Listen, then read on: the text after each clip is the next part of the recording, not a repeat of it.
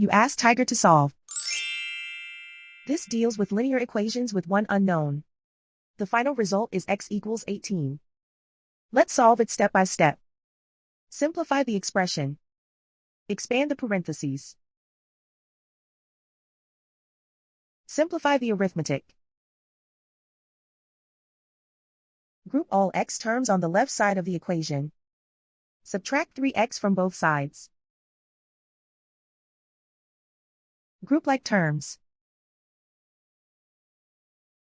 Simplify the arithmetic. Group like terms. Simplify the arithmetic. Group all constants on the right side of the equation. Add 12 to both sides. Simplify the arithmetic.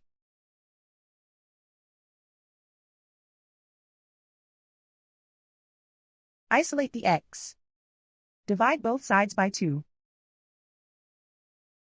Simplify the fraction. Find the greatest common factor of the numerator and denominator. Factor out and cancel the greatest common factor. And so the final result is x equals 18.